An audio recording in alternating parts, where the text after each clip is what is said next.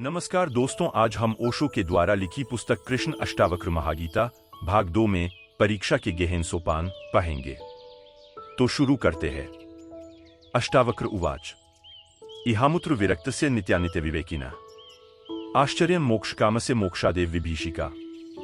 53 धीरस्तु भोज्यमानोपि पीड्यमानोपि सर्वदा आत्मानं केवलं पश्यन् न तुष्यति न कुप्यति चवन चेष्टमानं शरीरं स्वं पश्यति निश्रीर्वत् संस्तवे चापि निंदायां कथं क्षुभेत महाशय। 5511 माया मात्रमिदं विश्वं पश्यन् विगत कौतुकः अपि सन्निहिते मृत्यो कथं त्रस्यति धीर्धिया। 5611 निस्पृहं मानसं यस्य नैराश्येऽपि महात्मनः तस्यात्मज्ञानतृप्तस्य तुलना केन जायते।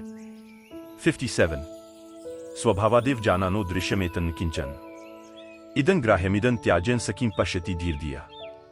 58 अंतस्त्यक्तक्षायस्य निर्द्वन्द्वस्य निराशिषः यदृच्छयागतो भोगो न दुहखाय न तुष्टते। 59 एक फूल का खिल जाना ही उपवन का मधुमास नहीं है। बाहर घर का जगमग करना भीतर का उल्लास नहीं है। ऊपर से हम खुशी मनाते पर पीड़ा न जाती घर से। अमराई के लहराने पर भी सुलगा करते हैं भीतर से। रेतीले कण की तृप्ति से बुझती अपनी प्यास नहीं है। एक फूल का खिल जाना ही उपवन का मधुमास नहीं है। इधर गरजता काला बादल, आग उगलता सागर गहरा। कुटी पुरानी सन्यासिन पर अवसादों का निशिदिन पहरा। एक पहरे का सो जाना ही मुक्ति का आभास नहीं है। एक फूल का खिल जाना ही उपवन का मधुमास नहीं है। खतरा इसका है कि एक फूल के खिल जाने को कोई समझ ले वसंत का आगमन हो गया। जब तक कि पूरे प्राण ही न खिल जाएं, जब तक कि पूरी चेतना ही कमलों से न ढक जाए, जब तक कि सारा अंतस्थल प्रकाश से मंडित न हो जाए।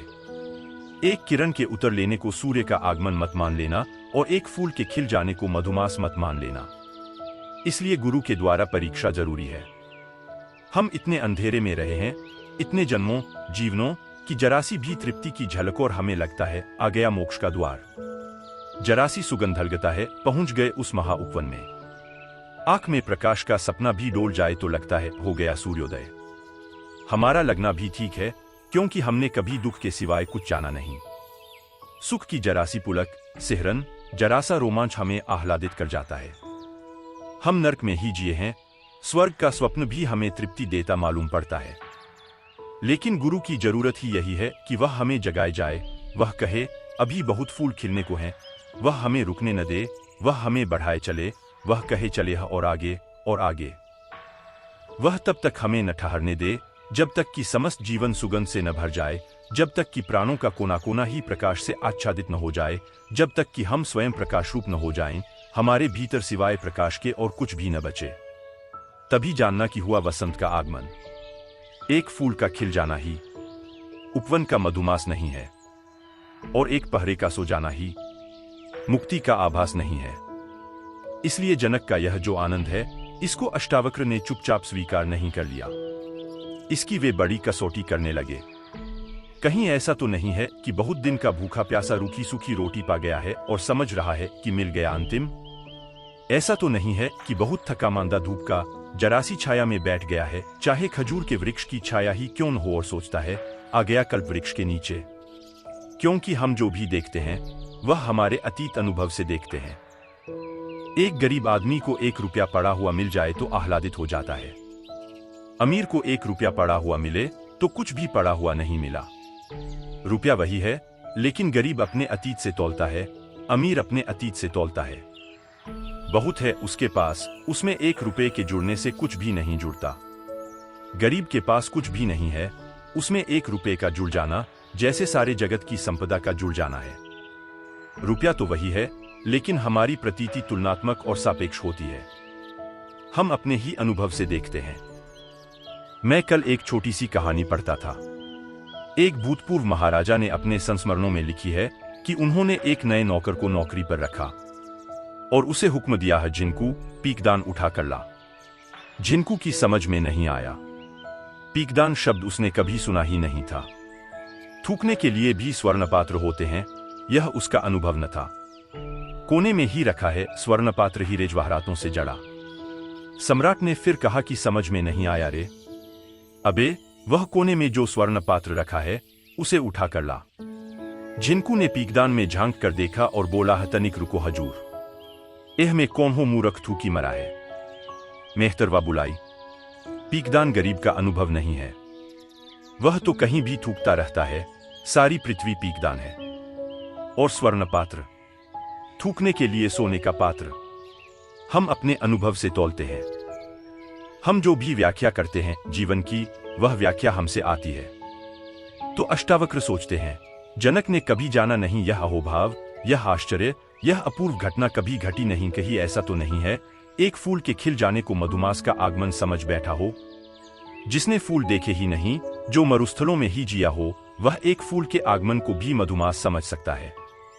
उसके भीतर की भूख धोखा दे सकती है। इसी तरह तो मृग मरीचिका पैदा होती है। मरुस्थल में जब कोई भटक जाता है, घंटों और दिनों की प्यास से जब घिर जाता है, तो मृग मरीचिका पैदा होती है। यही आदमी अगर तृप्त हो, इसके पास जल की बोतल हो, सुराही हो और जब प्यास लगे तब यह अपना जल पी ले, तो मृग मरीचिका नहीं होती। लेकिन जब प्यास बहुत हो जाती है और प्राण तड़पने लगते हैं और मरुस्थल में कहीं कोई उपाय नहीं देखता कि कहीं कोई जलधार है, कि कोई मरुद्यान है, फिर भ्रम होने शुरू होते हैं।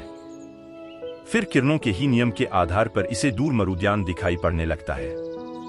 मरुद्यान का धोखा किरणों के कारण जितना होता है, उससे भी ज्यादा प्यास के कारण होता है। प्यास इतनी है कि जो नहीं है उसे भी देख लेने की आकांक्षा होने लगती है। प्यास इतनी है कि जो नहीं है उसका भी स्वप्न हम साकार कर लेते हैं। प्यासे को मृग मरीचिका का भ्रम हो जाता है। भयभीत को रस्सी में सांप दिख जाता है। रस्सी में सांप नहीं होता, भय में होता है। अगर बहुत बार सांप से मुकाबला हुआ हो और बहुत बार सांप का दंश झेला हो और सांप की घबराहट प्राणों में बैठ गई हो, तो रस्सी में सांप दिख जाए, इसमें आश्चर्य नहीं। रस्सी में सांप नहीं होता, देखने वाले की आंख और उसके भय में होता है, उसे आरोपित कर लेता है। तो अष्टावक्र परीक्षा ले रहे हैं, इसीलिए हो भी सकता है सूर्योदय हुआ हो और हो भी सकता है सिर्फ अंधेरे में रहने के कारण प्रकाश का सपना देखा हो। फिर दूसरी बात, इसके पहले कि हम सूत्र में उतरें, जिसके अनुभव में आता है, अनुभव तो सत्य है। जैसे मैंने जाना तो वह मेरे लिए सत्य है, तुमसे कहा वह असत्य होना शुरू हो गया। सत्य कहते ही असत्य होना शुरू हो जाता है। जब तक मैंने अपने भीतर रखा जो मैंने जाना, तब तक वह सत्य है, क्योंकि मैंने जाना, अनुभव किया, वह मेरी प्रतीति है, मेरा साक्षात्कार है।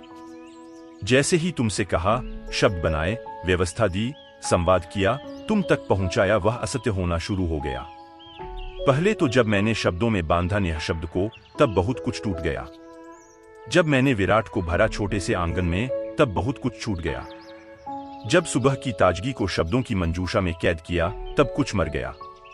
जैसे सुबह का सूरज निकला है, नाचती किरणें हरे वृक्षों को पार करती हैं, वृक्ष मस्ती में मदमाते हैं, सुबह की हवा आनंद से नाचती भागती है, खिलखिलाती ठिठलाती है। इस सबको तुम एक छोटी सी पेटी में बंद कर लो। तुम जाओ उस जगह जहां सूरज की किरणें वृक्ष से छन छन कर जमीन पर गिर रही हैं और हवा ने जहां पत्तों के साथ रास रचाया है, और जहां गंध है, और जहां सुबह का ताजा माधुर्य है, तुम इसे एक पेटी में बंद कर लो।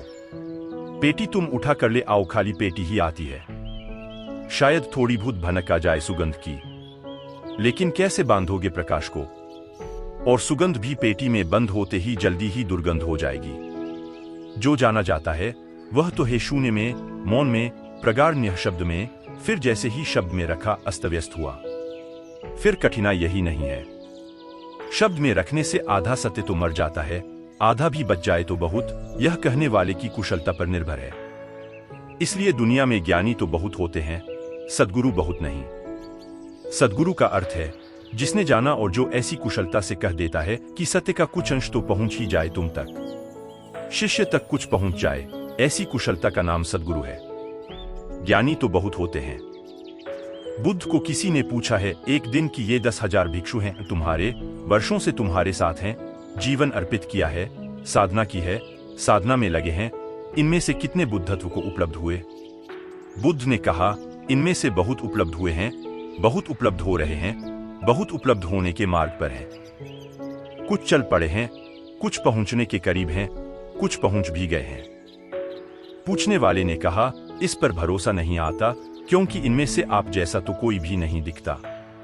बुद्ध हंसने लगे। उन्होंने कहा, यह सच है। बुद्ध होने से ही कोई दिखाई नहीं पड़ता, जब तक कि बुद्धत्व को अभिव्यक्ति न दे, जब तक कि बुद्धत्व को बोले न, जब तक कि बुद्धत्व को गुनगुनाए नहीं, गीत न बनाए, जब तक कि बुद्धत्व को बांध नहीं छंद और मात्रा में, जब तक कि बुद्धत्व को दूसरे तक पहुंचाए नहीं। जब तक बुद्धत्व संवादित न हो तब तक पता कैसे चले? और जब तक मैं जीवित हूं तब तक ये बोलेंगे भी नहीं, क्योंकि ये कहते हैं जब आप मौजूद हैं तो हम बोले क्या? आपकी मौजूदगी में क्या बोलें? इनमें बहुत पहुंच गए हैं। बहुत तो बोलेंगे भी नहीं, क्योंकि बोलना एक अलग कुशलता है। पा लेना एक बात है, बोलना बड़ी दूसरी बात है। पा लेने वाले को जैन शास्त्र कहते हैं केवली, जिन, और बता देने वाले को जैन शास्त्र कहते हैं तीर्थंकर। हजारों केवली होते हैं तब कहीं एक आध तीर्थंकर होता है। तीर्थंकर का अर्थ है जो खुद ही पार नहीं हुआ, बल्कि जिसने घाट बनाया, नाव बनाई, औरों को भी बिठाया नाव में, घाट से उतारा और चलाया। तीर्थ यानी घाट, तीर्थंकर यानी घाट को बनाने वाला। खुद तैरकर तो बहुत लोग पार हो जाते हैं, लेकिन दूसरों को नाव पर ले जाने वाला। पर ध्यान रखना, जैसे ही बड़े से बड़ा तीर्थंकर हो, बड़ा से बड़ा सद्गुरु हो, जैसे ही शब्द देता अनुभव को, अनुभव झूठ होने लगता है। उसमें से कुछ तो तत्क्षण मरने लगता है, अंश ही पहुंचता है। फिर पहुंचने वाले पर निर्भर है कितना पहुंचेगा। पहले तो बोलने वाले पर निर्भर है कितना भर पाएगा, फिर सुनने वाले पर निर्भर है कितना खोल पाएगा। तो सभी सुन रहे हो तुम, लेकिन सभी उतना ही न खोल पाओगे, एक जैसा न खोल पाओगे। कोई बहुत खोल लेगा, कोई तुम्हारे पास में ही बैठा हुआ गदगद हो जाएगा और तुम चौंकोगे कि क्या यह आदमी पागल है। उसने कुछ तुमसे ज्यादा खोल लिया, उसके हृदय तक बात पहुंच गई, तुम्हारे शायद सिर में ही गूंजती रह गई। शायद तुम शब्दों का ही हिसाब बिठाते रहे, उस तक मर्म पहुंच गया। फिर तुम पर निर्भर है कि कितना तुम खोलोगे, लेकिन फिर कुछ सत्य मरेगा तुम्हारे खोलने में। जो बांधा गया है शब्दों में वह शब्दातीत है। फिर शब्द से तुम्हें शब्दातीत को छांटना होगा, शब्द से फिर तुम्हें अर्थ को अलग करना होगा, फिर शब्द की परिधि तोड़नी होगी, सीमा तोड़नी होगी, असीम को फिर मुक्त करना होगा। एक पक्षी को, अनंत के पक्षी को पिंजरे में रखकर मैं तुम्हें देता हूं। उनमें से बहुत से तो ऐसे हैं कि पिंजरे के सौंदर्य पर मोहित हो जाएंगे, पक्षी को भूल जाएंगे। बहुत से तो ऐसे हैं पिंजरे को सिर पर लेकर चलने लगेंगे, पक्षी की उन्हें याद नहीं आएगी, पहचान भी न होगी। पिंजरे के लिए पिंजरा नहीं दिया था, भीतर एक जीवंत पक्षी है, उसके लिए दिया था। पिंजरा तो बनाया ही इसलिए था कि पक्षी तुम तक पहुंच जाए, नहीं तो मेरे हाथ से उड़ेगा और तुम तक कभी पहुंचेगा नहीं। इसलिए शब्द का, शास्त्र का पिंजरा है, सिद्धांत का, भाषा का पिंजरा है।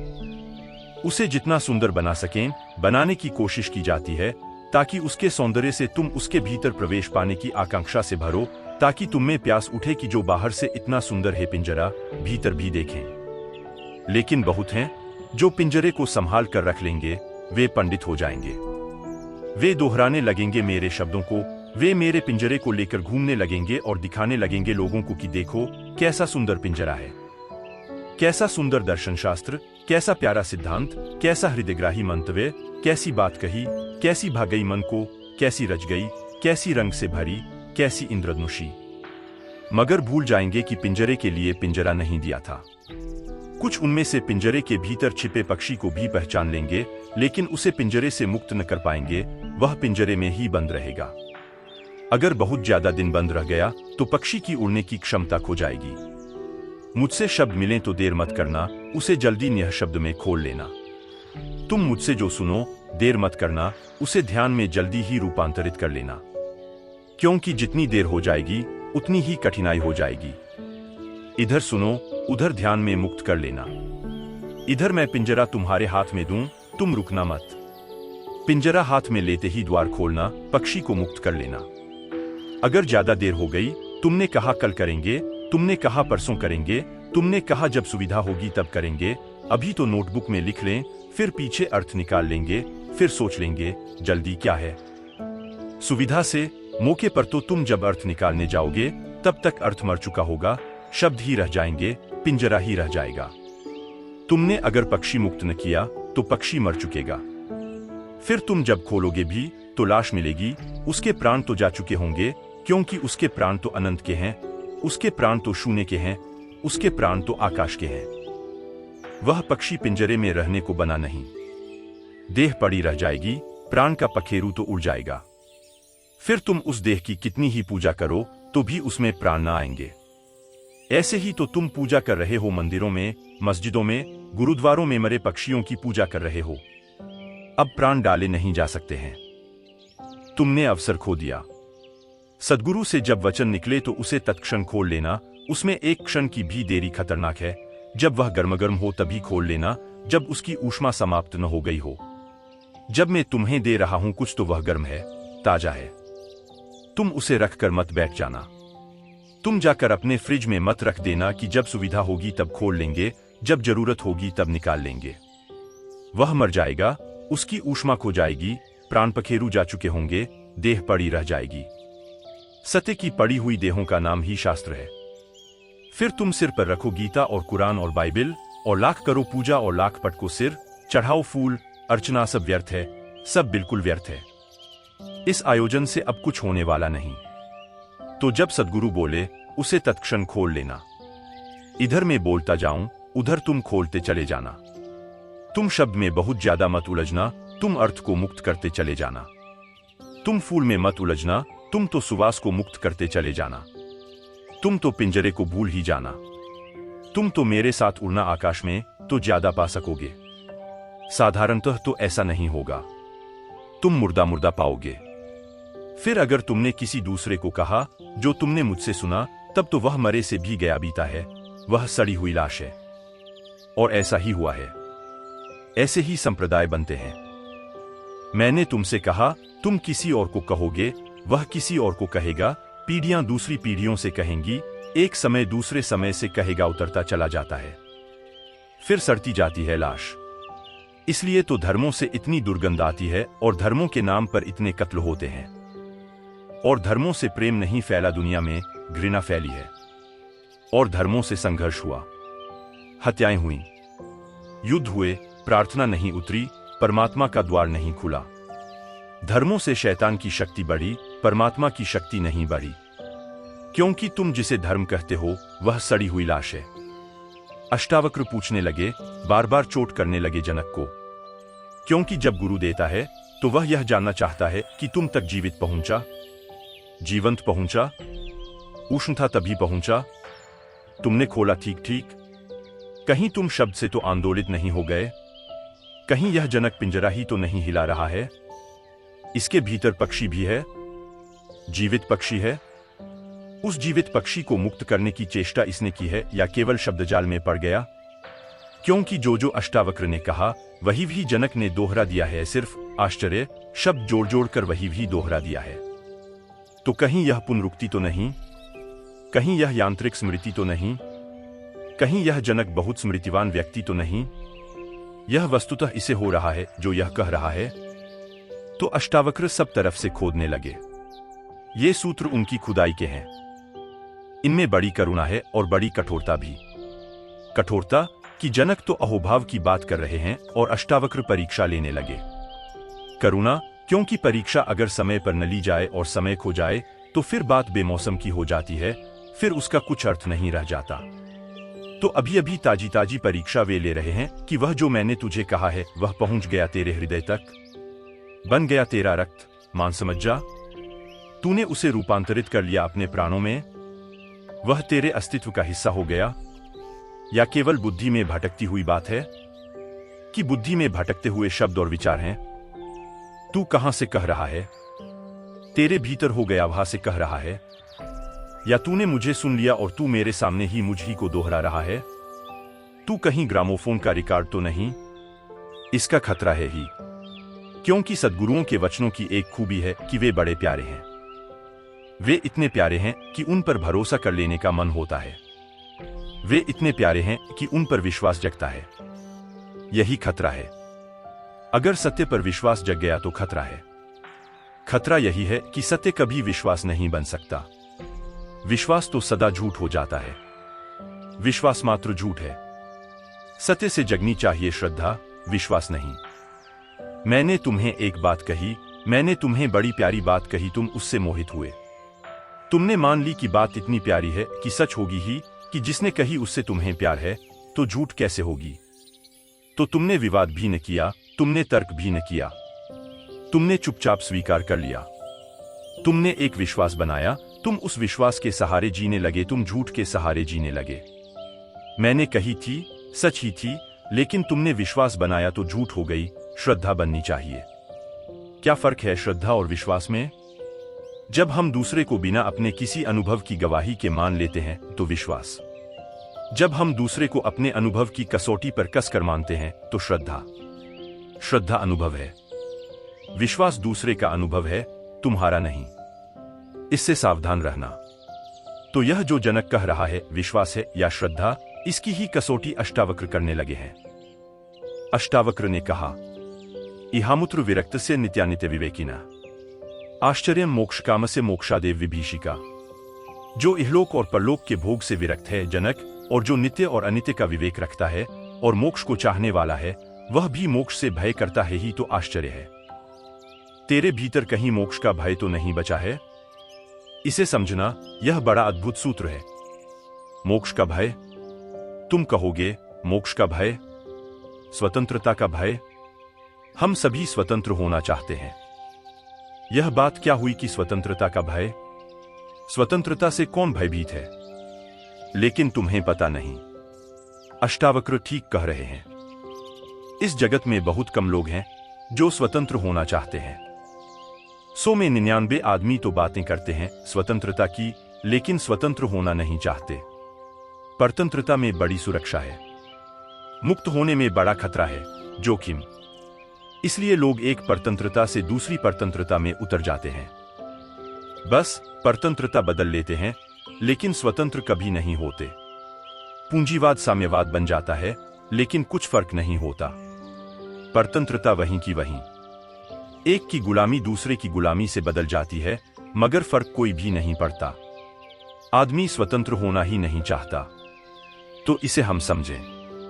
स्वतंत्रता का भय है, और मोक्ष तो परम स्वतंत्रता है, उसका तो बड़ा भय है। जो बात अष्टावक्र ने उठाई है, उसे 5000 साल के बाद पश्चिम में मनोविज्ञान अब समझ पा रहा है। पश्चिम के बहुत बड़े मनोवैज्ञानिक एरिक फॉर्म ने इस पर बड़ा जोर दिया, बड़ी खोज की है इस संबंध में, फियर ऑफ फ्रीडम, स्वतंत्रता का भय। हम चाहते हैं कि कोई हमें बांध ले, इसीलिए तो लोग हमें बांध पाते हैं। तुम सोचते हो लोग बांध लेते हैं इसलिए तुम बंद हो, तो तुम गलती में हो। जो नहीं बंधना चाहता उसे कोई भी नहीं बांध सकता। तुम बंधना चाहते हो इसलिए लोग बांध लेते हैं। तुम्हारे बंधने की चाह पहले है, बांधने वाला बाद में आता है। पहले मांग फिर पूर्ति। तुम पुकारते हो कि कोई बांध ले, तो बांधने वाला आ जाता है। फिर तुम चीखते चिल्लाते हो कि मुझे बांध लिया गया। मेरे पास लोग आते हैं, वे कहते हैं बड़े बंधन में हैं, पत्नी है, बच्चे हैं। मगर किसने तुम्हें कहा था? कौन तुम्हारे पीछे पड़ा था? और लाख लोग पीछे पड़े थे। अगर तुम्हें नहीं बंधना था तो कौन बांध सकता था? तुम भाग निकले होते। घर में आग लगी हो और तुम घर के भीतर बैठे हो, लाख तुम्हें लोग समझाएं कि अरे बैठे रहो, कोई हर्जा नहीं, तुम बैठ न सकोगे। तुम कहोगे हो गई समझदारी की बातें, मैं बाहर चला। तुम बैठो, तुम भाग खड़े होते अगर तुम्हें बंधन दिखाई पड़ता। लेकिन बंधन तुम्हें दिखाई पड़ा नहीं था। और मजा यह है कि अगर यह पत्नी मर जाए तो बहुत संभावना है कि जल्दी ही तुम दूसरा विवाह करोगे। पत्नी के मरने के बाद ज्यादा दिन याद न रख सकोगे। मन नई कल्पनाएं करने लगेगा। मन कहेगा सभी स्त्रियां थोड़े ही एक जैसी होती हैं। यह दुष्ट मिल गई थी तो भाग्य की बात, अब सभी थोड़े ही दुष्ट मिल जाएंगी। दुनिया में अच्छी स्त्रियां भी हैं। अपनी पत्नी को छोड़कर सभी स्त्रियां अच्छी हैं ही। कोई अच्छी स्त्री मिल जाएगी तो जीवन में सुख हो जाएगा, फिर तुम खोजने लगे। देर नहीं लगेगी, जल्दी ही तुम फिर बंधन में पड़ जाओगे। फिर तुम चीखने पुकारने लगोगे कि मैं बंधन में पड़ गया। तुम ही बनाते हो अपने बंधन, क्योंकि बिना बंधन के रहने के लिए बड़ा साहस चाहिए। अनबंधा रहने के लिए बड़ा साहस चाहिए, क्योंकि बिना बंधन के रहने का अर्थ हुआ कि ना कोई सुरक्षा है, कल का पता नहीं क्या होगा। पत्नी तुम क्यों खोज लाए हो? कल की व्यवस्था के लिए। कल अगर तुम्हारे जीवन में काम वासना उठेगी तो कौन तृप्त करेगा? तो तुमने पत्नी खोज ली है जो कल भी मौजूद होगी। पत्नी ने पति खोज लिया है क्योंकि कल की क्या सुरक्षा है? भोजन कौन देगा, मकान कौन देगा, वस्त्र कौन देगा, अलंकरण कौन देगा? कल की सुरक्षा तुमने कर ली है, परसों की सुरक्षा कर ली है। लोगों ने आगे तक की सुरक्षा कर रखी है, फिर उस सुरक्षा में बंध गए हैं। तुमने एक मकान बना लिया, तुमने बैंक में बैलेंस इकट्ठा कर लिया, तुमने धन प्रतिष्ठा बना ली, अब तुम कहते हो बड़ा बंध गया हूं। लेकिन कौन तुम्हें बांधता है? तुम बंधे हो इसलिए कि बंधन में कुछ सुरक्षा है। कल अगर बीमार हुए तो क्या होगा? मरने लगे तो क्या होगा? मोहम्मद के जीवन में उल्लेख है, उनको जो कुछ मिलता दिन भर में, वे खाने पीने के बाद जो बचता सांझ को बांट देते, रात भिखारी होकर सो जाते। यह उनके जीवन भर की व्यवस्था थी। जिस रात मरे, उनकी पत्नी ने यह सोचकर कि मौत करीब आती है, चिकित्सक कहते हैं बचने का अब कोई उपाय नहीं है, दवादारू की जरूरत पड़े, रात वैद्य बुलाना पड़े, हकीम बुलाना पड़े, तो उसने 5 रुपए बचा कर रख लिए, 5 दीनार बचा कर रख लिए। 12 बजे रात मोहम्मद बड़े तड़पने लगे। उन्होंने अपनी पत्नी को बुलाया और कहा कि देख, मुझे लगता है कि मेरे जीवन भर का जो नियम था वह टूटा जा रहा है। मरने का वक्त। मैंने कल के लिए कभी कोई व्यवस्था नहीं की और मुझे आज डर लग रहा है कि घर में कुछ रुपए हैं। अगर हों तो जल्दी उन्हें तू बांट दे, नहीं तो परमात्मा के सामने आखिरी दिन लज्जित होना पड़ेगा। वह मुझसे पूछेगा तो फिर आखिरी दिन तूने रुपए बचा लिए? पत्नी तो घबरा गई कि इन्हें पता कैसे चला। उसने जल्दी से 5 दीनार जो बचाए थे निकाल कर दे दिए कि क्षमा करें, मुझसे भूल हो गई। मैं तो यह सोचकर कि रात बेरात आधी रात जरूरत पड़ सकती है, फिर मैं कहां मांगूंगी? तो मोहम्मद ने कहा, पागल, जिसने हर बार दिया है, हर दिन दिया है, इतने दिन तक दिया, कभी हम भूखे मरे, कभी जरूरत पूरी नहीं हुई, ऐसा हुआ? जो सुबह देता है, सांझ देता है, वह आधी रात न दे सकेगा? तू जरा दरवाजे पर तो जाकर देख। वह 5 दीनार लेकर गई, वहां एक भिखारी खड़ा है, वह कहता है मुझे 5 दीनार की जरूरत है। वे 5 दीनार उस भिखारी को दे दिए गए। मोहम्मद ने कहा, देख, लेने भी वही आ जाता है, देने भी वही आ जाता है। हम नाहक चिंता खड़ी कर लेते हैं, फिर चिंता में बंधते हैं, फिर बंधन से पीड़ित होते हैं और चिल्लाते हैं। अब मैं निश्चिंत हुआ। अब मैं उसके सामने सिर उठाकर खड़ा हो सकूंगा कि तू ही मेरा एकमात्र भरोसा था। तेरे अलावा मैंने भरोसा और किसी चीज में न रखा। जिसका परमात्मा में भरोसा है उसको फिर कोई बंधन नहीं। लेकिन परमात्मा में हमारा भरोसा नहीं है। भरोसा हमारा 1000 और चीजों में है। इंश्योरेंस कंपनी में है, बैंक में है, स्त्री में है, पति में है, मित्रों में, परिवार में, पिता में, पुत्र में, सरकार में, और हमारे 1000 भरोसे हैं। नास्तिक भी जो अपने को कहता है वह भी नास्तिक नहीं है। बैंक का जहां तक सवाल है वह भी आस्तिक है। इंश्योरेंस कंपनी का जहां तक सवाल है वह भी आस्तिक है। सिर्फ भगवान के संबंध में वह आस्तिक नहीं है। आस्तिक का अर्थ है जिसने अपना सारा भरोसा परमात्मा में रखा, जिसने सारा भरोसा जीवन की ऊर्जा में रखा, अस्तित्व में रखा। जैसे ही रुपए बांट दिए, मोहम्मद हंसे और उन्होंने कहा, अब शुभ हुआ, अब ठीक घड़ी आ गई, अब मैं निश्चिंत जा सकता हूं। चादर उन्होंने अपने मुंह पर डाल ली और कहते हैं, प्राण उड़ गए। पत्नी ने चादर उघाड़ी, वहां तो लाश पड़ी थी, मोहम्मद जा चुके थे। जैसे वे 5 दीनार अटकाए थे, जैसे उनके कारण वे बेचैन थे, बोझ था, बंधन था। हम कहते तो हैं कि हम स्वतंत्र होना चाहते हैं, लेकिन स्वतंत्र होने के लिए हम जो व्यवस्था करते हैं वही हमें बांध लेती है। तुमने देखा धन की आदमी आकांक्षा क्यों करता है? इसलिए ताकि स्वतंत्र हो। धन से स्वतंत्रता मिलती है, ऐसा ख्याल है। ऐसी भ्रांति है कि जितना धन होगा उतनी तुम्हारी स्वतंत्रता होगी। जहां जाना होगा जा सकोगे, जिस होटल में ठहरना होगा ठहर सकोगे, हवाई जहाज में उड़ना होगा हवाई जहाज में उड़ोगे, महल में रहना होगा महल में रहोगे, जिस स्त्री को चाहोगे वह तुम्हारे पैर दाबेगी, जो कुछ तुम करना चाहोगे कर सकोगे। धन स्वतंत्रता देता है, इस आशा में आदमी धन इकट्ठा करता है। लेकिन धन इकट्ठा करने में ही बंध जाता है, बुरी तरह बंध जाता है। धन का बोझ भारी हो जाता है और छाती उसके नीचे टूटने लगती है। यह तो हमारी साधारण स्वतंत्रता है। फिर परम स्वतंत्रता का नाम मोक्ष है।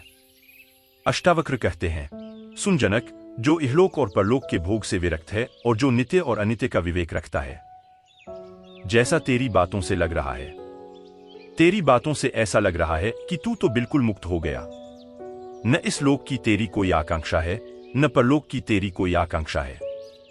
न तू यहां कुछ चाहता है, न स्वर्ग में कुछ चाहता है। और ऐसा लगता है तेरी बातों से कि तुझे तो विवेक उत्पन्न हो गया। तुझे तो पता है अनित्य क्या है, नित्य क्या है, सार क्या, असार क्या। तुझे तो दिखाई पड़ गया है, ऐसा मालूम होता है। तुझे दर्शन हो गया है, ऐसा मालूम होता है। लेकिन फिर भी मैं तुझसे पूछता हूं कि मोक्ष को चाहने वाला मोक्ष से ही भय करे, इस आश्चर्य का तुझे पता है? कहीं तेरे भीतर मोक्ष से भी तो भय नहीं है अभी? अगर है तो यह सब बातचीत है जो तू कर रहा है। उस भय के कारण तू बंधा ही रहेगा, तू संसार निर्मित करता रहेगा। हमने भय के कारण ही संसार निर्मित किया है। संसार यानी हमारे भय का विस्तार। और तब एक बड़े मजे की बात कि तुम्हारा भगवान भी तुम्हारे भय का विस्तार, और तुम्हारा स्वर्ग भी तुम्हारे भय का विस्तार, तुम्हारा पुण्य भी तुम्हारे भय का विस्तार। तुम अगर पुण्य भी करते हो तो इसी भय से कि कहीं नरक न जाना पड़े। तुम अगर पाप भी नहीं करते तो इसी भय से कि कहीं नरक न जाना पड़े। तुम अगर पुण्य करते हो तो इसी भय से कि कहीं स्वर्ग न खो जाए, स्वर्ग की अप्सराएं और कल्पवृक्ष और शराब के बहते झरने न खो जाएं। तुम अगर मंदिर और मस्जिद में जाकर सिर टेकाते हो तो सिर्फ इसीलिए कि परमात्मा अगर कहीं हो तो नाराज न हो जाए। तुम्हारा धर्म तुम्हारे भय से निकलता है अधर्म हो गया। इस जहर से अमृत न निकलेगा, इससे तो जहर ही निकलता है। भय से जो निकलता है वह संसार है।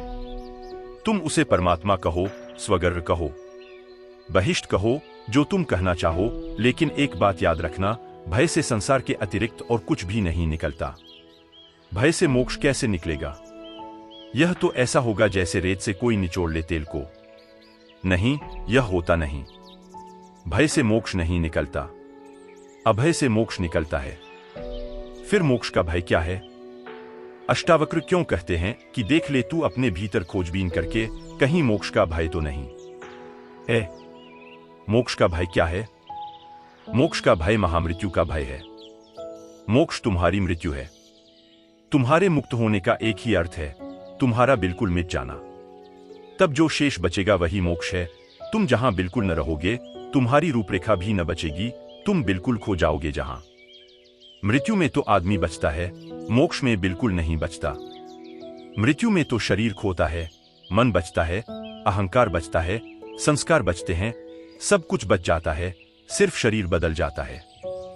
मृत्यु में तो केवल वस्त्र बदलते हैं, पुराने जीर्ण शीर्ण वस्त्र छूट जाते हैं, नए वस्त्र मिल जाते हैं।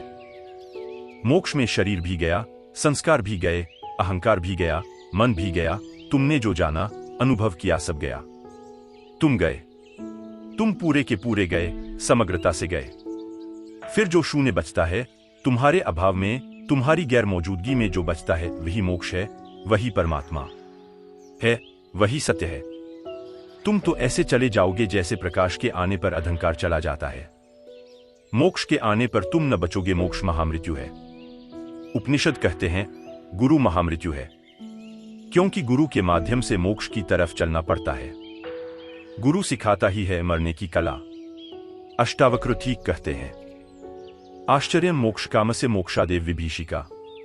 मैंने देखा है, अष्टावक्र कहते हैं कि मोक्ष की कामना करने वाले लोग भी मोक्ष से ही डरे होते हैं। जनक तू जरा गौर से देख ले, कहीं तेरे भीतर भी कोई भय की रेखा तो नहीं है? अगर है तो फिर मोक्ष की ये बातें सब व्यर्थ हैं, अनर्गल प्रलाप हैं, पागल का प्रलाप हैं। इनमें फिर कुछ भी सार नहीं। मोक्ष का स्वर तो तुम्हारे भीतर तभी फूटता है जब तुम्हारे सब स्वर बंद हो जाते हैं। जब तुम्हारी सब आवाज खो जाती है, तभी उस महासंगीत में तरोबोर होने की घड़ी आती है। तुम खाली करो सिंहासन। सिंहासन पर बैठे बैठे मोक्ष नहीं है। जब तक तुम हो तब तक मोक्ष नहीं है। जैसे ही तुम न हुए, मिटे, झुके, खोए मोक्ष है। मोक्ष था ही सदा से तुम्हारे कारण दिखाई न पड़ता था। तुम ओट थे, तुम पर्दा थे, तुम ही अड़चन थे, तुम ही बाधा थे। अब बड़ी अड़चन उठी। मोक्ष का तो अर्थ ही यह है कि जिसने इस सच्चाई को पहचान लिया कि मैं ही रोग हूं। मोक्ष का अर्थ तुम्हारी मुक्ति नहीं है, मोक्ष का अर्थ है तुमसे मुक्ति। जिसने पहचान लिया कि मैं ही रोग हूं, सारे रोग का आधार मैं ही हूं, और जिसने कहा कि ठीक अब मैं यह आधार छोड़ता हूं, अब मैं न होने की तैयारी दिखलाता हूं, अब मैं मरने को राजी हूं, हो कर देख लिया, कुछ पाया नहीं, हो कर देख लिया, सिवाय खोने के कुछ भी नहीं हुआ, हो कर देख लिया, अनेक बार होकर देख लिया, कितने जन्मों तक होकर देख लिया, काफी देर हो चुकी है। तुम बहुत बार होकर देख लिए, हर होना खाली गया, अब जरा न होकर देख ले। मोक्ष का मतलब इतना है कि होकर देख लिया, असफल हुए, अब जरा न होकर देख ले। जनक, कहीं तेरे भीतर कुछ भय तो नहीं है? मोक्ष कामस्य मोक्षाते विभीषिका आश्चर्यम। अष्टावक्र कहते हैं, तू आश्चर्य की बात करता है, सुन, बड़े आश्चर्य में तुझे बताता हूं। बड़े से बड़ा आश्चर्य यह है कि मोक्ष की कामना करने वाला भी मरने से डरता है, और जो मरने से डरता है वह मोक्ष को कैसे उपलब्ध होगा? मोक्ष तो महामृत्यु है। मुल्ला नसरुद्दीन और उसकी पत्नी खाना खा रहे थे, तभी रेडियो पर राग मल्हार आने लगा। वाह वाह, मुल्ला ने कहा, क्या प्यारी चीज है। क्या? पत्नी ने जरा जोर से पूछा।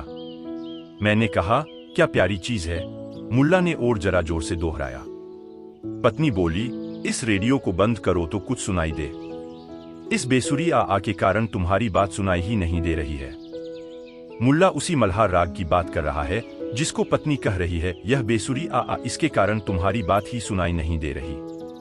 वह जो मोक्ष का स्वर है, किन्हीं को तो मल्हार राग मालूम होती है, किन्हीं को सिर्फ आ। क्या लगा रखा है शोरगुल? जो भयभीत हैं, उन्हें तो वह व्यर्थ का शोरगुल मालूम होता है, क्योंकि उन्होंने व्यर्थ के शोरगुल को सार्थक समझ रखा है, इसलिए सार्थक उन्हें व्यर्थ मालूम होने लगा। वे उल्टे खड़े हैं, शीर्षासन कर रहे हैं।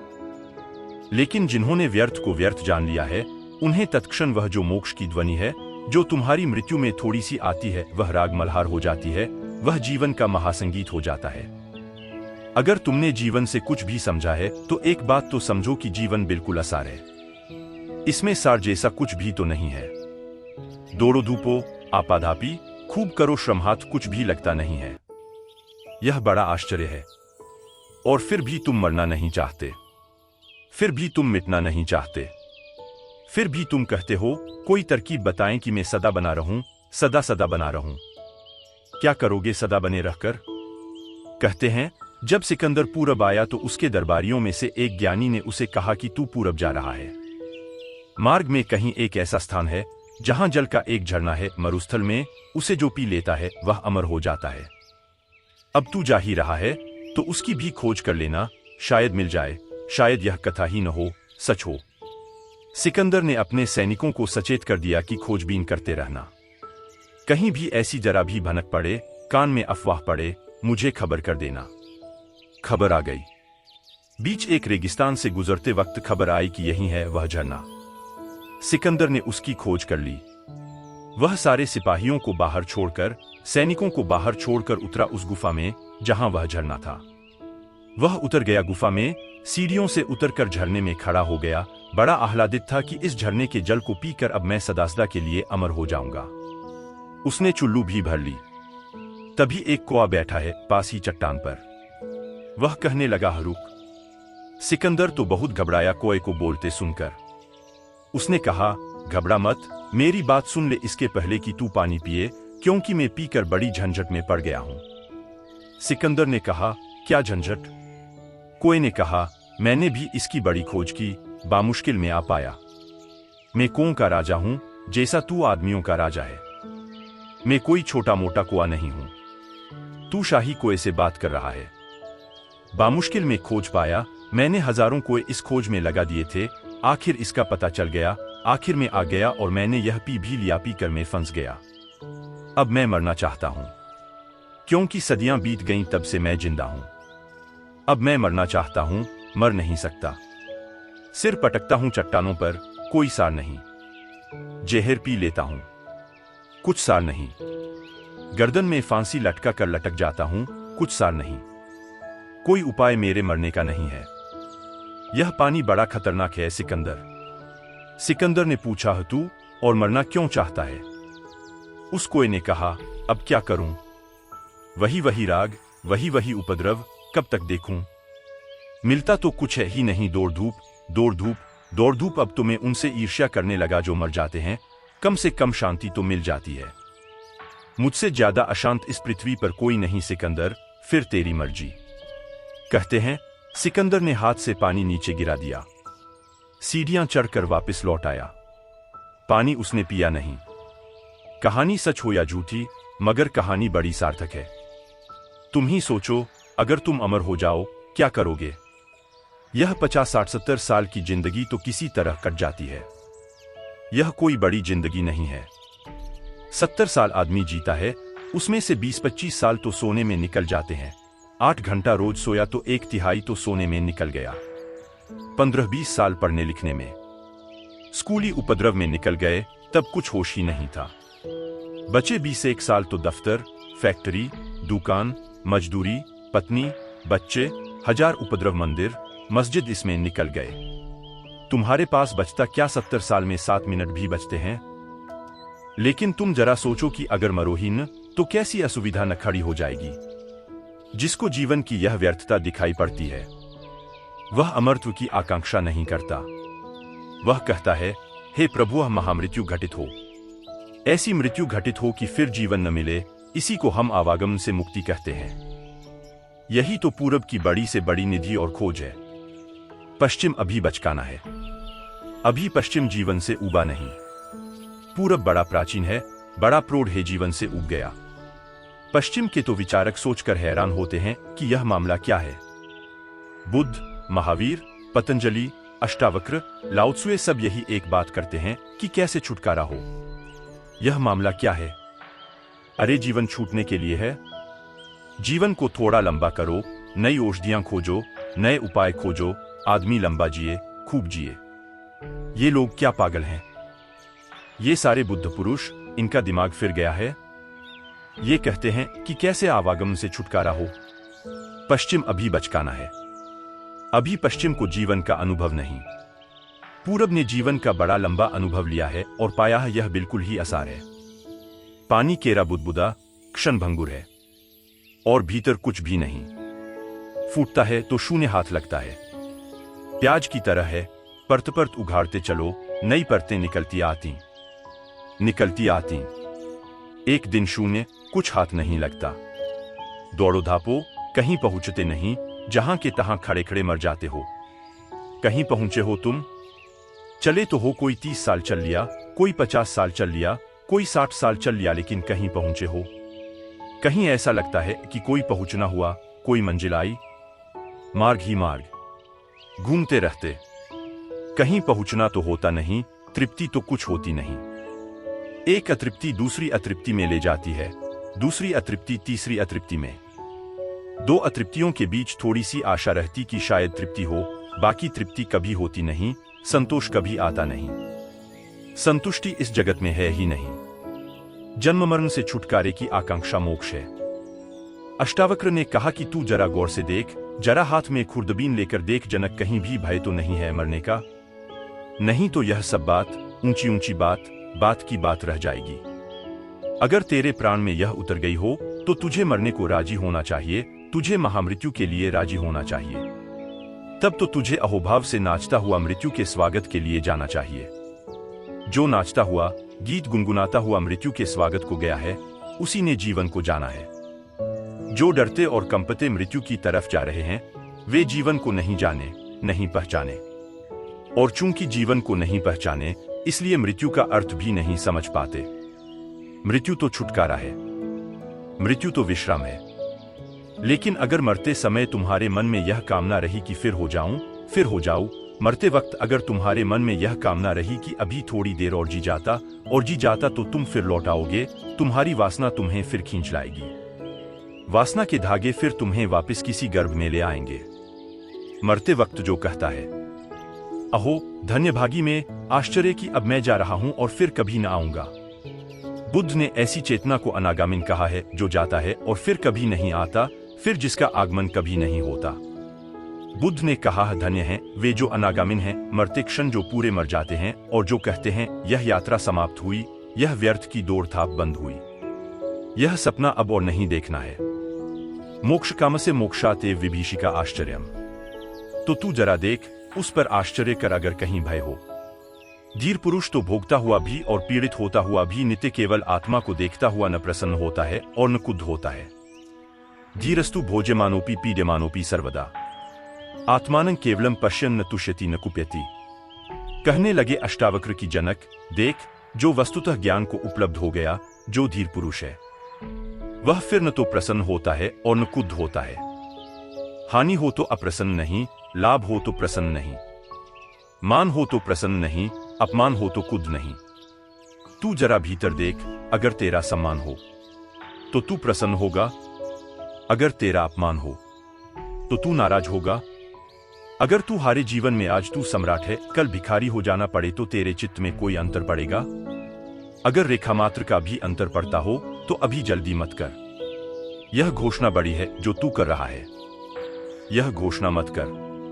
फिर यह घोषणा अयोग्य है और खतरनाक है, क्योंकि कहीं इस घोषणा का तू भरोसा करने लगे कि यह सत्य है, तो फिर तू सत्य को कभी भी न पा सकेगा। गुरु की यह सतत चेष्टा दिखाने की कि कहीं तुम किसी भ्रांत धारणा को जो नहीं हुई है, ऐसा मत मान लेना कि हो गई है। बड़ी अनिवार्य है गुरु की यह उपदेशना, बड़ी करुणामयी है, क्योंकि मन तो बड़े जल्दी मानने को होता है कि हो गया, और जब बिना किए हो रहा हो तो दिक्कत ही क्या। पतंजलि के साथ तो यह खतरा नहीं है, अष्टावक्र के साथ बहुत खतरा है। इसलिए पतंजलि कोई परीक्षा भी नहीं लेते, अष्टावक्र परीक्षा लेते हैं। यह तुमने ख्याल किया? पतंजलि के साथ कोई खतरा नहीं है, वे एक एक इंच बढ़ाते हैं। वे उतना ही बढ़ाते हैं जितना संभव है साधारण मनुष्य को बढ़ना। छलांग वहां नहीं है, और एक सीढ़ी चढ़ो तो ही दूसरी सीढ़ी पर चढ़ सकते हो। पहली सीढ़ी अगर नहीं चढ़ पाए तो दूसरी पर चढ़ ही न पाओगे। इसलिए पतंजलि परीक्षा की कोई व्यवस्था नहीं करते, लेकिन अष्टावक्र ने परीक्षा की व्यवस्था की करनी ही पड़ी, क्योंकि अष्टावक्र तो कहते हैं कोई सीढ़ी नहीं, चाहो तो तत्क्षण अभी इसी क्षण मुक्त हो सकते हो। यह सुनकर कई पागल तत्क्षण घोषणा कर देंगे कि हम मुक्त हो गए। इन पागलों को खींचकर इनकी जगह लाना पड़ेगा। इनके लिए सूत्र दिए जा रहे हैं। जो अपने चेष्टारत शरीर को दूसरे के शरीर की भांति देखता है, वह महाशय पुरुष स्तुति और निंदा में भी कैसे क्षोभ को प्राप्त होगा। चेष्टमानम शरीरं स्वं पश्यते निश्रीर्वत। जो अपने शरीर को भी ऐसा देखता है जैसे किसी और का शरीर है, जो अपने शरीर को भी अपना नहीं मानता, जिसने अपने शरीर से भी उतनी ही दूरी कर ली है जितनी दूसरे के शरीर से है। जैसे तुम्हारे शरीर को कोई चोट पहुंचाए तो मुझे चोट नहीं लगती, ऐसा ही मेरे शरीर को कोई चोट पहुंचाए और तब भी मैं जानता रहूं कि मुझे चोट नहीं लगती, जैसे यह किसी और का शरीर है। तो ही जो अपने चेष्टारत शरीर को दूसरे के शरीर की भांति देखता है, वह महाशय पुरुष स्तुति और निंदा में कैसे क्षोभ को प्राप्त होगा। संस्तवे चापी निंदायां कथं क्षुभेत महाशय। यह महाशय शब्द बड़ा प्रिय है, बना है महा आशय से, जिसका आशय महान हो गया, जो क्षुद्र आशयों से नहीं बंधा है, शरीर के और मन के, वृत्ति के और विचार के आशय जिसके जीवन में नहीं रहे, जिसने अपने समस्त आशय, अपनी समस्त आकांक्षाएं परमात्मा के चरणों में, मेहित के चरणों में समर्पित कर दी हैं। महाशय बड़ा अनूठा शब्द है, हम तो साधारण उपयोग करते हैं। कोई घर आता है तो कहते हैं आइए महाशय बैठिए, लेकिन उपयोग ठीक है। हमें यह मानकर चलना चाहिए कि दूसरा महाशय है, किसी क्षुद्र प्रेरणा से नहीं आया होगा, प्रभु प्रेरणा से आया है। इसलिए तो हम अतिथि को देवता कहते हैं। अतिथि आया है तो प्रभु ही आया है। जो आया है वह महाशय है। चोर भी आया है तो भी किसी महाशय से आया होगा। ऐसी प्रतीति साधु स्वभाव की होनी चाहिए। कहते हैं वह महाशय पुरुष स्तुति और निंदा में कैसे क्षोभ को प्राप्त होगा, तो तू देख जनक, तुझे क्षोभ होगा। तेरी स्तुति करूं तो तुझे प्रसन्नता होगी। प्रसन्नता भी क्षोभ है। क्षोभ का मतलब होता है तरंगे उठाना, क्षुब्ध हो जाना। क्रोध तो क्षोभ है ही, प्रसन्नता भी क्षोभ है। दुखी होना तो क्षोभ है ही, सुखी होना भी क्षोभ है, क्योंकि दोनों हालत में चित्त तरंगों से भर जाता है, क्षुब्ध हो जाता है। जो सुख और दुख के पार है वही क्षुब्ध होने के पार है, उसे फिर कोई क्षुब्ध नहीं कर पाता। तो वे कहते हैं कि अगर तेरा कोई अपमान करे जनक तो तू क्षुब्ध होगा, तेरा कोई सम्मान करे तो तू क्षुब्ध होगा। तुझमें कोई अंतर पड़ेगा, कोई भी अंतर पड़ेगा? अंतर मात्र पड़े तो तू जो अभी कह रहा है वह तूने मेरी सुनी बात दोहरा दी। और सत्य को पुनरुक्त नहीं करना चाहिए, सत्य को अनुभव करना चाहिए। जो इस विश्व को माया मात्र देखता है और जो कौतुक को पार कर गया है, वह धीर पुरुष मृत्यु के आने पर भी क्यों भयभीत होगा? जिसकी जिज्ञासा, कुतूहल, अज्ञान सब बीत गए, जिसको अब पूछने को कुछ नहीं बचा है, जो पूछने की यात्रा समाप्त कर चुका है, जिसके सब प्रश्न गिर गए हैं। विगत कौतुका, यह शब्द प्यारा है। जिसके मन में अब पूछने के लिए कुछ भी नहीं है, प्रश्न ही नहीं है। माया मात्रमिदं विश्वं पश्यन् विगत कौतुका। जो इस विश्व को माया मात्र देखता है और जो कौतुक को पार कर गया है। अपि सन्निहिते मृत्यु कथन त्रस्यति धीर दिया। क्या मृत्यु को पास आया हुआ देखकर वह भयभीत होगा? क्या जरा भी भय की रेखा उसमें उठेगी? तू तो देख, आ रही जैसे मृत्यु, खड़ी तेरे द्वार पर दस्तक दे रही मृत्यु। आ गए यमदूत अपने भैंसों पर सवार होकर, तू उनका स्वागत करके उनके साथ जाने को तत्पर होगा कि जरा भी तेरा मन झिझकेगा? अगर जरा भी झिझक रह गई हो तो फिर तू अभी विगत कौतुक नहीं। अगर जरा भी झिझक रह गई हो तो अभी श्रद्धा का जन्म नहीं हुआ। अगर जरा भी झिझक रह गई हो तो अभी बहुत कुछ करने को बाकी है, क्रांति घटी नहीं। तू समझा बुद्धि से, अभी प्राणों से नहीं समझा। तूने जाना ऊपर से, अभी अंतरतम में प्रकाश का दिया नहीं जला। जिस महात्मा का मन मोक्ष में भी स्पृहा नहीं रखता और जो आत्मज्ञान से तृप्त है, उसकी तुलना किसके साथ हो सकती है? जिस महात्मा का मन मोक्ष में भी स्पृहा नहीं रखता, निस्पृहं मानसं यस्य नैराश्येपि महात्मना। जो इतना ज्यादा वासना के पार हो गया कि मोक्ष की भी वासना नहीं है। हो तो हो, न हो तो न हो, यह आत्यंतिक स्थिति है। जब मोक्ष की भी वासना नहीं होती तभी मोक्ष फलित होता है। यह मोक्ष का विरोधाभास है। कल मैं एक सूफी फकीर का जीवन पढ़ता था। वह बड़ा धनपति था। फकीर होने के पहले दमिश्क में रहता था और दमिश्क की जो बड़ी प्रसिद्ध मस्जिद है, जगत प्रसिद्ध मस्जिद है, उसके मन में यह आकांक्षा थी कि वह उस मस्जिद का व्यवस्थापक हो जाए, वह उसके नियंत्रण में चले। वह बड़े सम्मान की बात थी। वह दमिश्क का सबसे ऊंचा पद था, उस मस्जिद का व्यवस्थापक हो जाना। तो वह धनी तो था ही।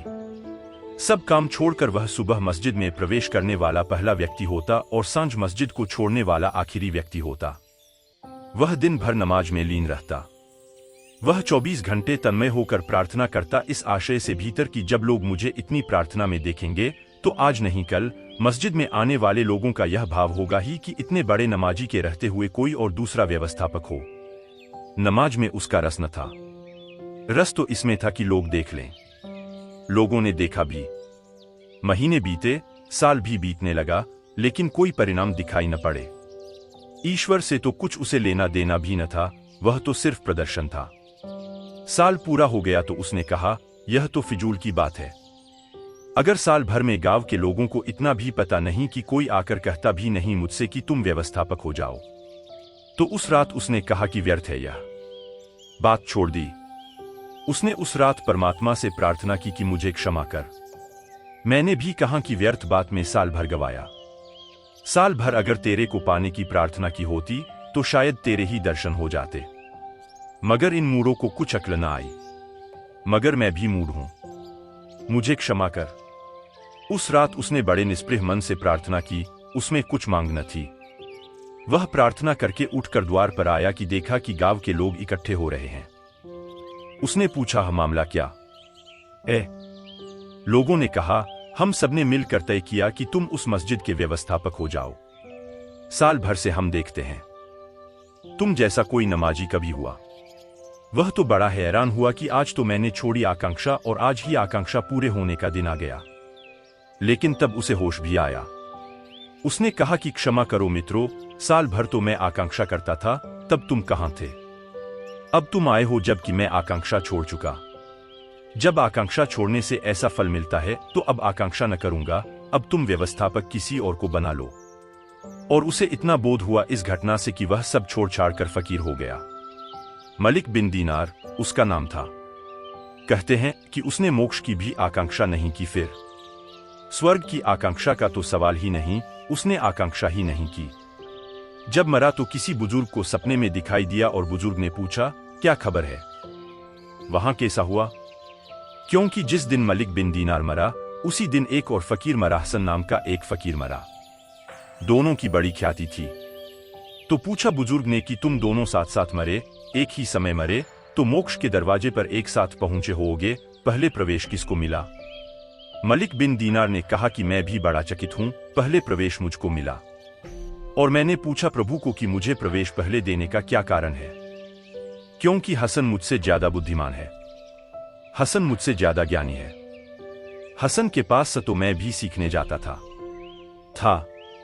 तो प्रभु ने कहा तुझसे ज्यादा ज्ञानी है, वह तुझसे ज्यादा त्यागी है, लेकिन उसके मन में मोक्ष की आकांक्षा थी और तेरे मन में मोक्ष की आकांक्षा न थी। तू पहले प्रवेश का हकदार है। मोक्ष की आकांक्षा भी जिसकी छूट गई हो, जिस महात्मा का मन मोक्ष की भी स्पृहा न करता हो और जो आत्मज्ञान से तृप्त है और जो अपने होने से तृप्त है, जिसकी तुष्टि अपने में है, जो अब कुछ भी नहीं मांगता, जो कहता है मेरा होना काफी है, काफी से ज्यादा है, और मुझे चाहिए क्या, जो ऐसा कहता है, जो कहता है मैंने अपने को जान लिया, भर पाया, खूब पाया, मिल गया सब, अब मुझे कुछ भी नहीं चाहिए। आत्मज्ञान से जो तृप्त है, तस्यात्म ज्ञान तृप्त से तुलना केन जायते, उसकी तुलना किसी से भी नहीं हो सकती। तो हे जनक, तेरे मन में मोक्ष की स्पृहा तो नहीं है? अभी भी तेरे मन में मुक्त होने की आकांक्षा तो नहीं है? तुझे जो यह आत्मज्ञान हुआ है, जैसा तू कह रहा है कि हो गया, इससे परितृप्त हो गया तू, अब और तो कुछ नहीं चाहिए, तेरी तृप्ति पूरी हो गई, अब तू कुछ और तो न मांगेगा। अगर प्रभु तेरे सामने आ जाए और कहे कि सुन जनक, तुझे क्या चाहिए, मैं देने को तैयार हूं, तो तेरे पास मांगने को कुछ होगा या तू सिर्फ धन्यवाद देगा? तू कुछ मांगेगा या धन्यवाद देगा? तू यह कहेगा कि आपने दे दिया सब, अब मुझे कुछ चाहिए नहीं, अब तो कुछ भी नहीं चाहिए, ऐसा तू कह सकेगा बिना किसी अड़चन के? जरासी भी भीतर द्वंद्व की स्थिति न बनेगी, मन तेरा न कहेगा कि अरे अब प्रभु कहते हैं तो थोड़ा कुछ मांग ही लो। जन्मों जन्मों तक आकांक्षा की, अब घड़ी आई, शुभ घड़ी की, परमात्मा स्वयं कहता है कुछ मांग लो। मेरे वरदेहस्त आज तुम्हें लुटाने को तैयार हैं, खड़े हैं तुम्हारी झोली भरने को, तो तेरा मन झोली फैला तो न देगा? ये सारी बातें अष्टावक्र कहने लगे ताकि जनक अपने को देख ले कहां है। जो जानता है कि यह दृश्य स्वभाव से ही कुछ भी नहीं है, वह धीर बुद्धि कैसे देख सकता है कि यह ग्रहण करने योग्य है और यह त्यागने योग्य? यह बड़े महत्व का सूत्र है, इन सब सूत्रों में महत्व का सूत्र है।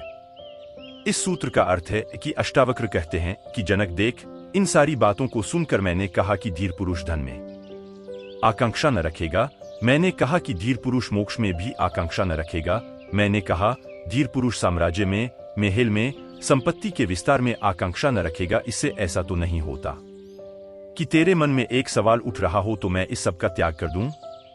यह बड़ी बारीक बात है। मेरी ये बातें सुनकर तेरे मन में ऐसा तो नहीं हो रहा है कि इस सब का त्याग कर दूं?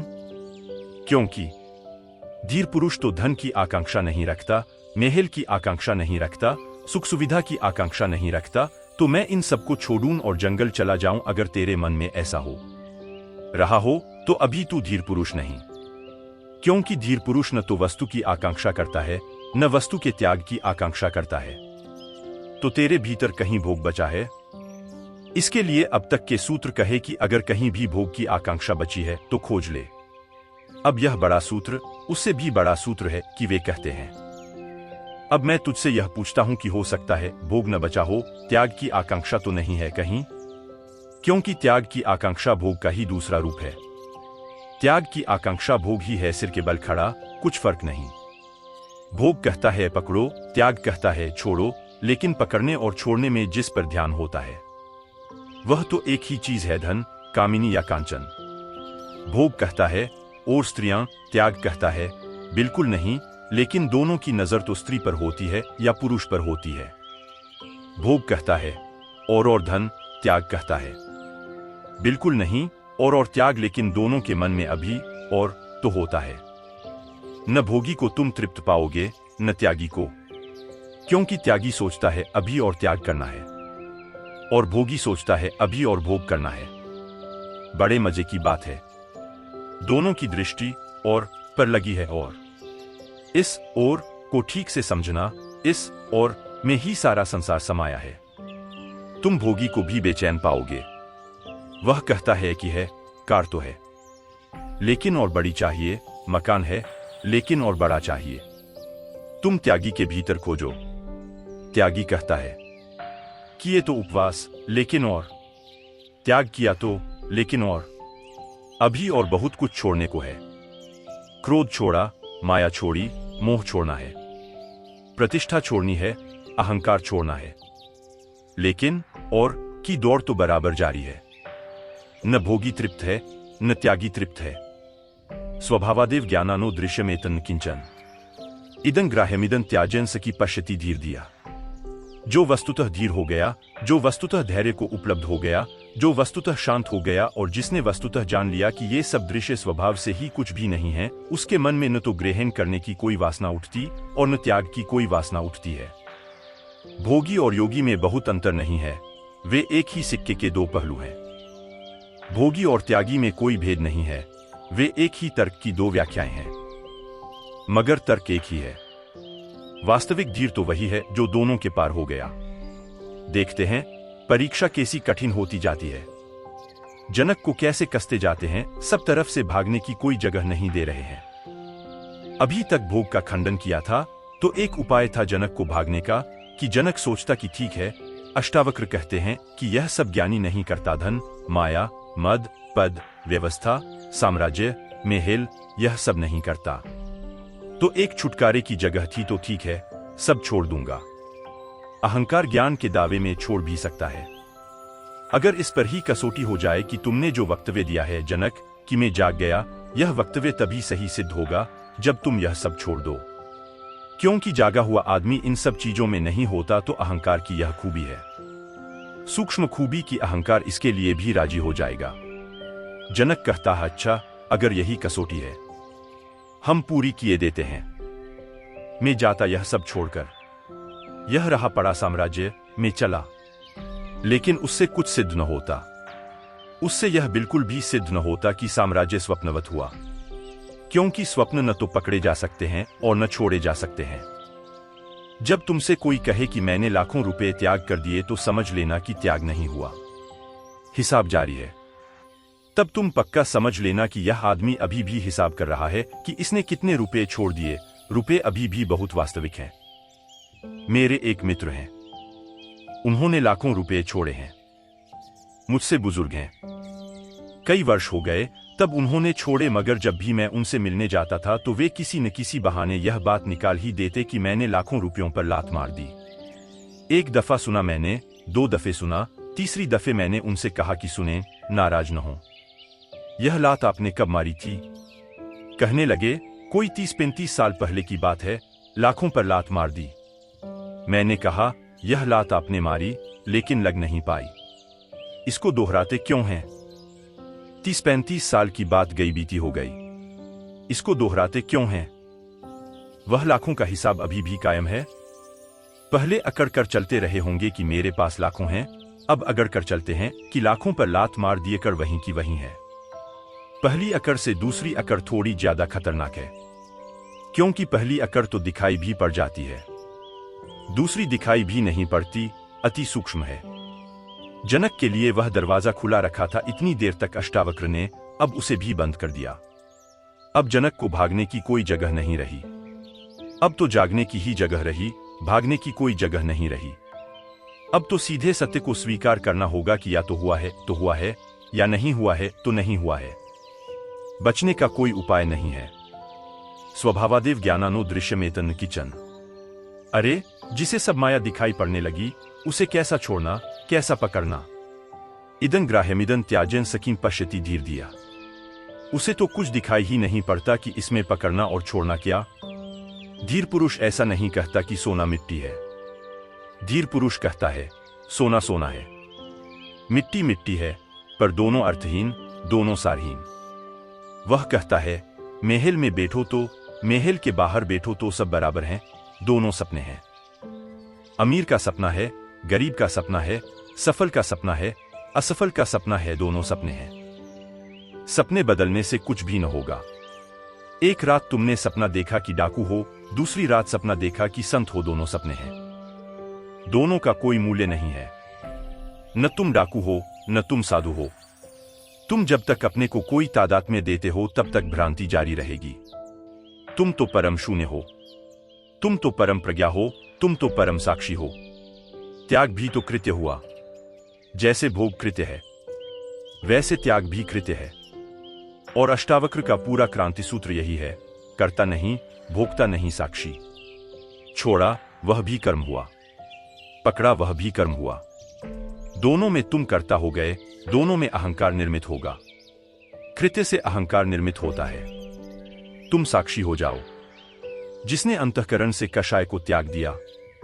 अंतःकरण से कषाय को त्यागने का अर्थ है जिसने जाग कर देख लिया कि कषाय मेरे नहीं, जिसने दिया जलाकर देख लिया कि मैं तो सिर्फ प्रकाश हूं और मैं कोई भी नहीं। न क्रोध मेरा, न मोह मेरा।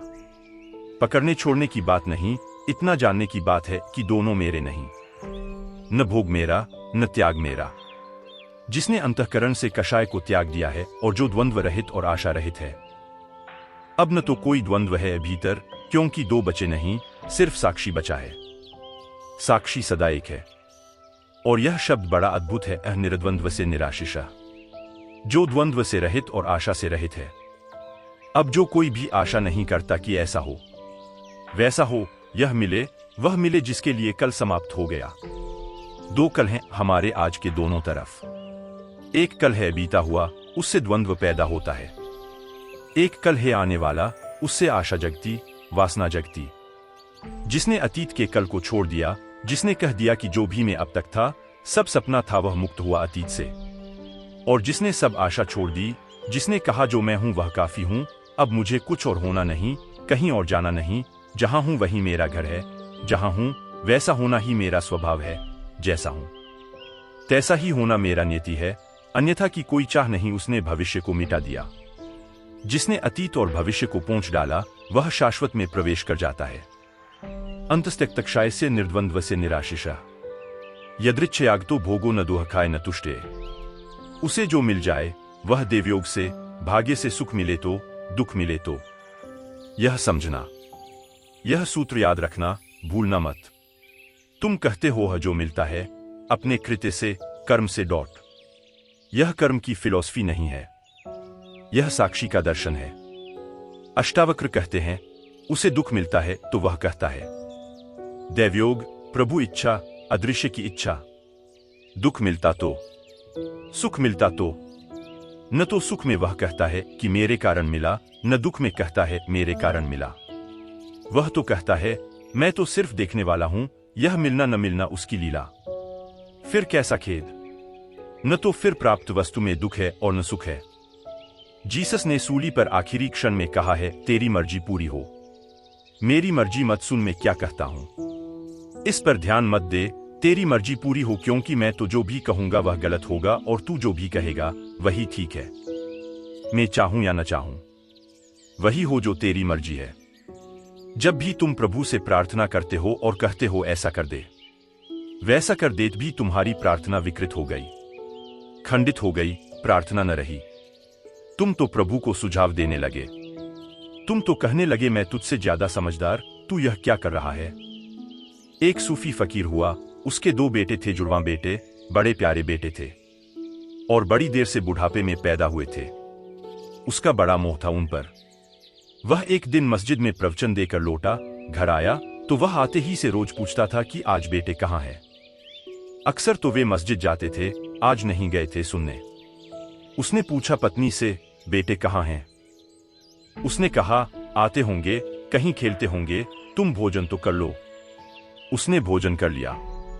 भोजन करके उसने फिर पूछा कि बेटे कहाँ हैं, क्योंकि ऐसा कभी न हुआ था, वे भोजन उसके साथ ही करते थे। तो उसने कहा इसके पहले कि मैं बेटों के संबंध में कुछ कहूं, एक बात तुमसे पूछती हूं। अगर कोई आदमी 20 साल पहले अमानत में कुछ मेरे पास रख गया था, 2 हीरे रख गया था, आज वह वापस मांगने आया तो मैं उसे लौटा दूं कि नहीं। फकीर ने कहा यह भी कोई पूछने की बात है, यह भी तू पूछने योग्य सोचती है। लौटा ही देने थे, मेरे से पूछने की क्या बात थी। उसके हीरे उसे वापस कर देने थे, इसमें हमारा क्या लेना देना है। तू मुझसे पूछने को क्यों रुकी। उसने कहा बस ठीक हो गया। पूछने को रुक गई थी, अब आप आ जाएं। वह कमरे में ले गई। दोनों बेटे मुर्दा पड़े थे। पास के एक मकान में खेल रहे थे और छत गिर गई।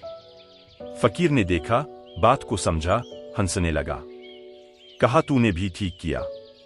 ठीक है, 20 साल पहले कोई हमें दे गया था, अदृश्य, दैवयोग, परमात्मा या जो नाम पसंद हो आज ले गया, हम बीच में कौन। जब ये बेटे नहीं थे तब भी हम मजे में थे, अब ये बेटे नहीं है तो हम फिर वैसे हो गए जैसे हम पहले थे। इनके आने जाने से क्या भेद पड़ता है। तूने ठीक किया, तूने मुझे ठीक जगाया। जो भी हो रहा है वह मेरे कारण हो रहा है, इससे ही मैं की भ्रांति पैदा होती है। जो हो रहा है वह समस्त के कारण हो रहा है, मैं सिर्फ दृष्टा मात्र हूं। ऐसी समझ प्रगाढ़ हो जाए, ऐसी ज्योति जले अकंप निर्धूम, तो साक्षी का जन्म होता है। अष्टावक्र ने जनक को कहा, तू देख ले अपने को इन सब बातों पर कसकर। अगर इन सब बातों पर ठीक उतर जाता हो तो तूने जो घोषणा की वह परम घोषणा है। अगर इन बातों पर ठीक न उतरता हो तो अपनी घोषणा वापस ले ले, क्योंकि झूठी घोषणाएं खतरनाक हैं। तू मुझे सुनकर विश्वास मत बना, तू मुझे सुनकर श्रद्धा को जगा। तू सत्य में स्वयं जाग। मेरी जाग तेरी जाग नहीं हो सकती और मेरी रोशनी तेरी रोशनी नहीं हो सकती। मेरी आंखें मेरे काम आएंगी और मेरे पैर से मैं चलूंगा। तुझे तेरे पैर चाहिए और तेरी आंखें चाहिए और तेरी रोशनी चाहिए। तू ठीक से पहचान ले, तू मुझसे प्रभावित तो नहीं हो गया है। कृष्णमूर्ति निरंतर कहते हैं, किसी से प्रभावित मत होना। वे ठीक कहते हैं। वह अष्टावक्र का ही सूत्र है। किसी से प्रभावित मत होना। जागो, अनुकरण में मत पड़ जाना। अनुकरण तो सिर्फ नाटक है, अभिनय है, जीवन का उससे कुछ लेना देना नहीं। यही मैं तुमसे भी कहता हूं। मुझे सुनो, लेकिन सुन लेना काफी नहीं है। सुनते सुनते जागो। जो सुनो उसको पकड़कर मत बैठ जाना, नहीं तो पिंजरा हाथ लगेगा, पक्षी उड़ जाएगा या मर जाएगा। जो सुनो उसे जल्दी खोल लेना, गुन लेना। जो सुनो उसे जल्दी रूपांतरित करना, पचाना है, नहीं तो अपच हो जाएगा। उसे पचाना, वह तुम्हारा खून बने, तुम्हारे खून में बहे, तुम्हारी हड्डी बने, तुम्हारी मज्जा बने, तुम्हारा प्राण बने तो श्रद्धा। श्रद्धा का अर्थ है पचाया हुआ, विश्वास का अर्थ है अनपचा।